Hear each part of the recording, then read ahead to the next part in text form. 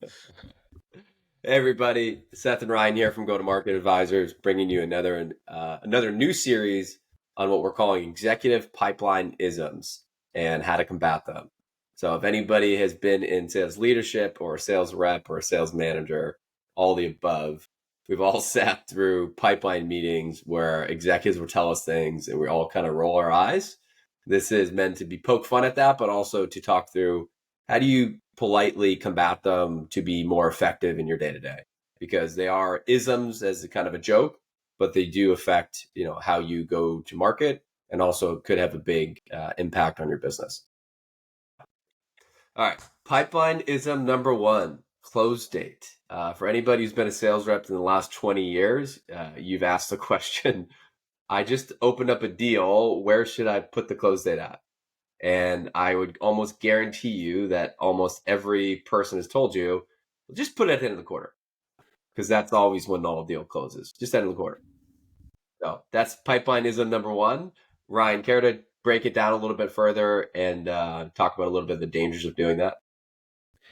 Yeah, so there's a couple things that come into play here. One is if you are either instructing your team to do this or being instructed to do this, what it immediately does is it starts to erode the accuracy of the information you're looking at.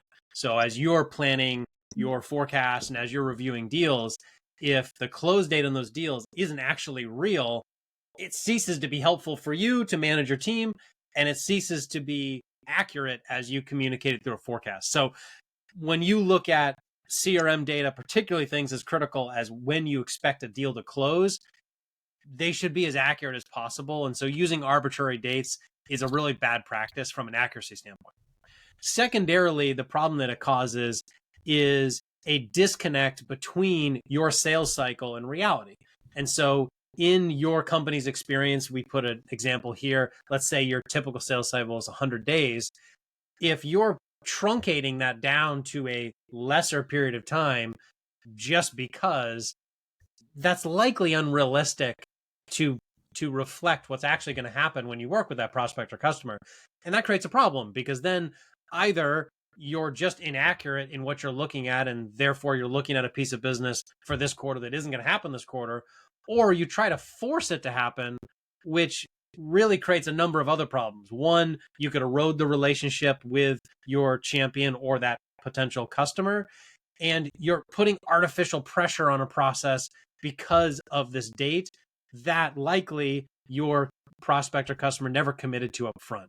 So Yeah. it's really a bad practice from both an accuracy standpoint and from a really a credibility standpoint for you as you commit deals that now slip. Seth, anything Yeah. you'd want to add to that? Um, just that I can't tell you how many times the manager has told me, well, we need to push that out. So save yourself from the annoying conversations with the sales rep to say, hey, push that deal out or push this in or do that. The only other thing is from you kind of touched on it, but from an operating standpoint for an organization, if you're projecting deals to cash flow, this is almost impossible to manage that cash flow against because you have no idea when it's actually going to close.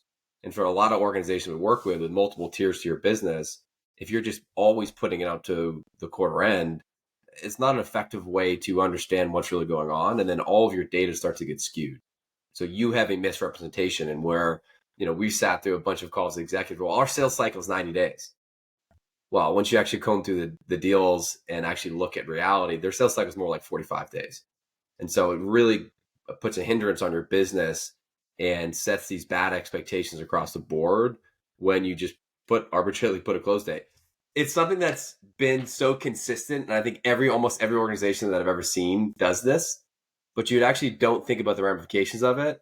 And so I think our goal here is hopefully you can avoid the conversations with your reps to go, hey, push this out, and avoid the unnecessary conversations with the CRO or a CEO that's going, hey, this is how much deals you have in pipeline. Why are you only committing X amount of dollars? Yeah.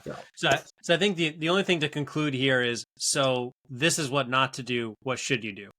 You should by default put your close date at your average sales cycle. If it's 30 days, 60 days, 90 days, whatever it is, when you create a new deal, you should put the close date at that date. unless you have a committed date from the prospect or customer when they agreed to make a buying decision and sign a contract. Yeah. So your default mechanism should be whatever your sales cycle is.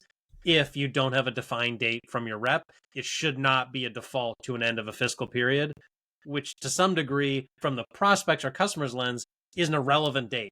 I don't care that your quarter closes on March 31st. I just care whether I'm buying product for my company or not. Don't say that, Brian.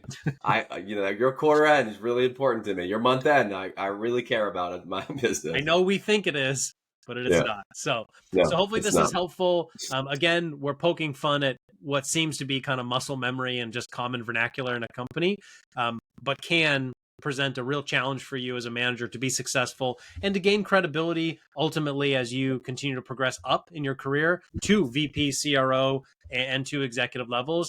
What people in those positions want is predictability and accuracy, and arbitrary dates do not help you get there. So hopefully this was helpful. We are going to be creating a number more of these, so stay tuned.